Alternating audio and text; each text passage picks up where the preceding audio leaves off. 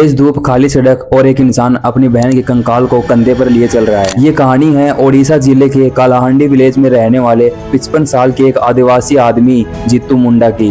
उनकी बहन काकरा मुंडा की 2 महीने पहले ही मौत हो चुकी थी। उसके पति और अकेले बच्चे की मौत भी पहले ही हो चुकी थी। मतलब अब इस दुनिया में उसका सिर्फ एक ही सहारा था, उसका भाई जीतू। जीतू ने बहन के नाम पर बैंक में 19,300 रुपए जमा करवा रखे थे। ये अमाउंट आपको मामूली लग रहा होगा, लेकिन उतने पैसे एक गरीब की पूरी जिंदगी बदल सकते हैं। उस 19,300 रुपए को निकलवाने के लिए जीतू कई बार बैंक गया, लेकिन हर बार उसे एक ही जवाब मिला, या तो उस इंसान को लेके आओ जिस नाम से अकाउंट है, या फिर डेथ सर्टिफिकेट लेके आओ। अब जरा सोचो, एक अनपढ़ आदिवासी आदमी जिसे ये तक नहीं पता कि डेथ सर्टिफिकेट होता क्या है और बनता कहाँ है, न कोई गाइड करने वाला था न कोई समझाने वाला था, बस बार बार एक ही जवाब। और फिर उसने वो किया जो शायद कोई सोच भी नहीं सकता। वो सीधा शमशान गया, बहन की कब्र खोदी, उस कंकाल को निकाला और एक बोरे में बांधा, और उस कंकाल को लेकर 3 किलोमीटर तक धूप में पैदल चलकर सीधा बैंक पहुंच गया। क्यों? क्योंकि उस बेचारे के पास सिर्फ यही एक सबूत था, ये साबित करने के लिए कि उसकी बहन अब जिंदा नहीं रही। अब सवाल ये है